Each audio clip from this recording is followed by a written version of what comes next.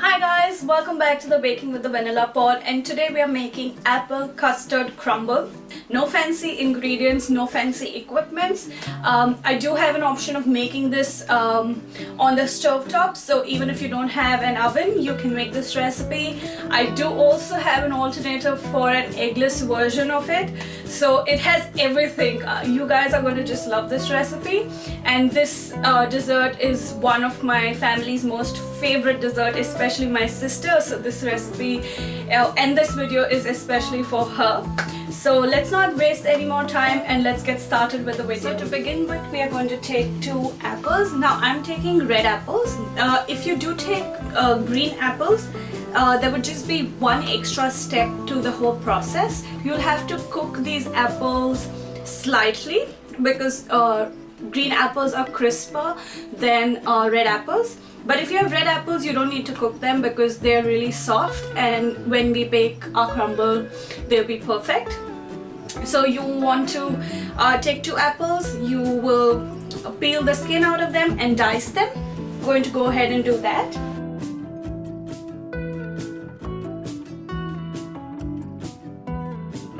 I have my diced apples, so you want them to be about that size.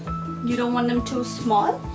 So I've diced my 2 apples. Now to this I'm adding 1.5 tablespoon of brown sugar. I just like using brown sugar, but if you don't have brown sugar, you can use 1.5 tablespoon of regular sugar, coconut sugar, or also honey. So I'm going to add that. And then I'm going to add 1 teaspoon of cinnamon powder. Now cinnamon goes really well with apples, so I recommend you to add it. It will just give your crumble a really nice flavor. And then you just want to give this a mix. At this stage, if you were using green apples, you would just cook them with 1 tablespoon of butter in a pan. Just cook them for about 5 minutes, just till they become a little tender. Next we are going to make the custard. Now this custard we are making from scratch, so it does have 1 egg yolk. Now the eggless alternative for this is using custard powder that you get in the market. Now custard powder that you get in the market is eggless. If you want an eggless vegetarian option, you can use the ready-made custard powder. Just follow the instructions on the box and make your custard.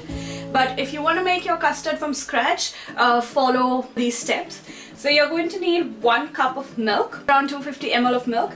You want to take your milk in a pot, and then you want to add 1 tablespoon of sugar.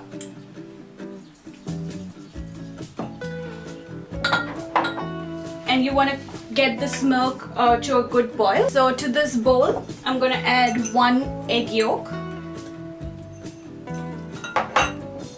I'm going to add 1 tablespoon of sugar, 1 tablespoon of cornflour, and some vanilla essence. You're just going to add 1 tablespoon of milk to this, cold milk. I'm just going to take some for the one that we kept to boil. So it's not heated yet, so I'm just going to take a tablespoon of milk from there. I'm just using that 1 tablespoon of milk just so the cornflour doesn't form into lumps. Sure, all the lumps of the cornflour are whisked in properly. I have my boiling milk here.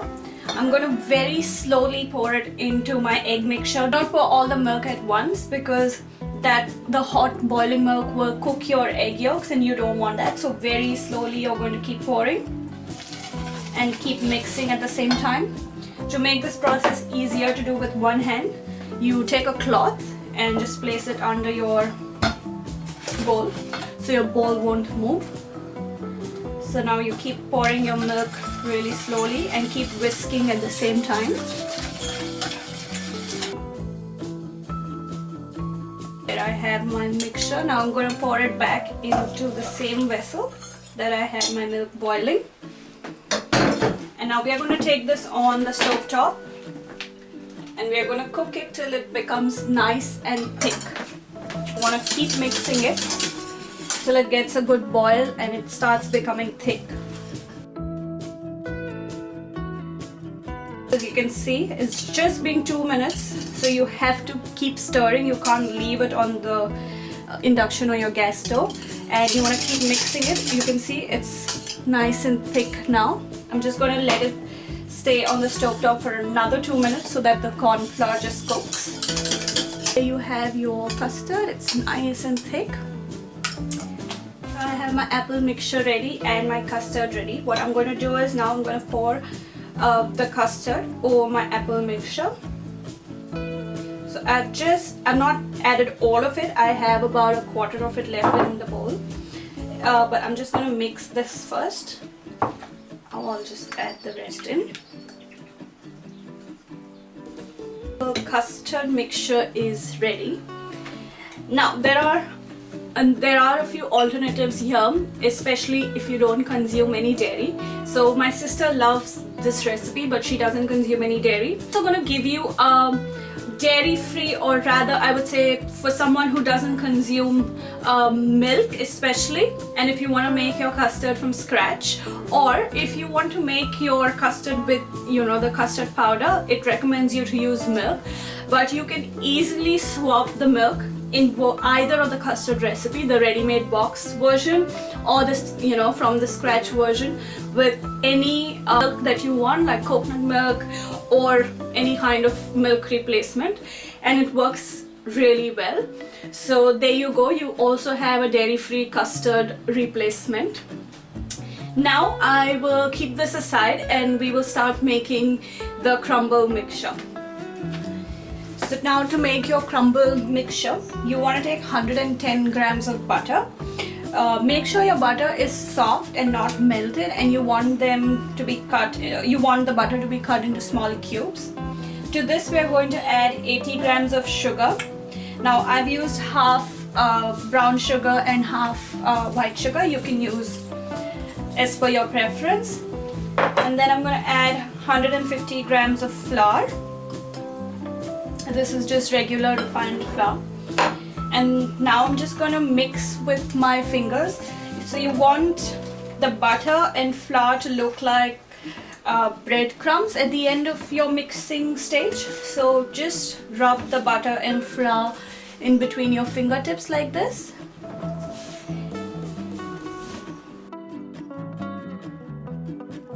That's the reason you don't want melted butter, because if you have melted butter, you won't get that breadcrumb like texture, and then your crumble will not be crunchy.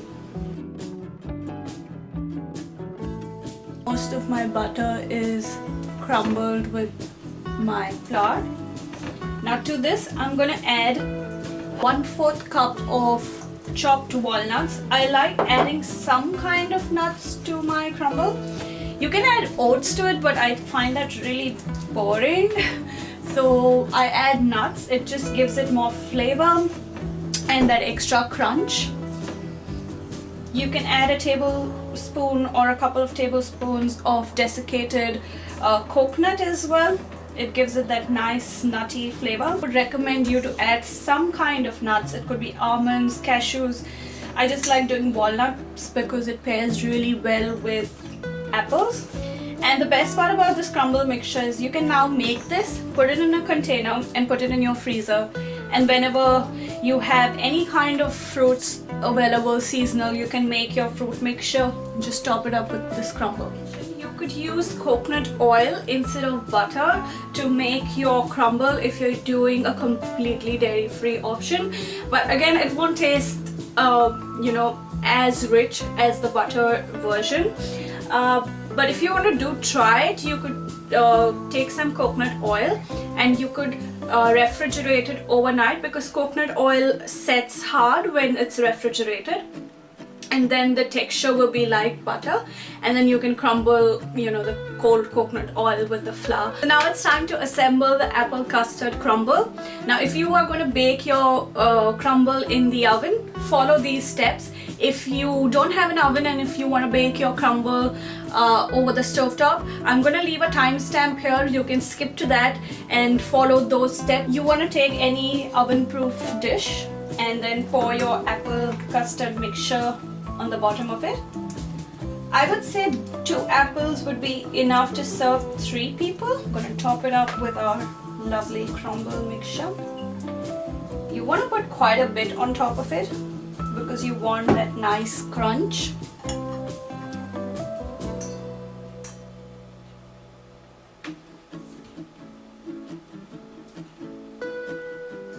Now I'm going to put this deliciousness in the oven at 180 degrees Celsius for about 10 to 15 minutes. You will know that when it's cooked when it's nice and golden brown on top. If you don't have an oven and you want to do your crumble, you want to bake your crumble over the stove top, you need to follow these steps. I've kept a cast iron pan, letting this pan heat up completely. Now if you don't have a cast iron pan, just use some pan that has a heavy or a thick bottom. You don't want a very thin bottom pan because otherwise your crumble will just burn. Take a piece of foil and we'll add some of the crumbles. You want to do is you want to make it into like a pouch. You want to place this foil pouch in your pan and then you can cover it and leave it there for 5 minutes. Take it out, mix it, then put it in for another 5 minutes. You want to keep doing that for 3 times. So I've taken out the pouch and I'm just going to give it a mix. So the bottom is going to cook really quickly. As you can see, it's already started to get golden brown. So just mix it, break it up a bit. Just put it in, because it's just such a little portion that I've done.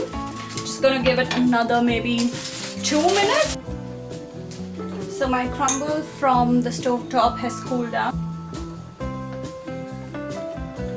It's ready to serve. Just taken out the baked crumble and you can look at that. It looks so good, oh my gosh. And that's the no bake version and it looks equally delicious. So even if you don't have an oven, this recipe totally works. And as you saw, there was eggless alternative, dairy-free alternative. Definitely give this recipe a try. I hope you enjoyed the video. Do like, share and subscribe to our channel, The Baking with the Vanilla Pod, and also follow us on Instagram and Facebook. Until next time, happy baking!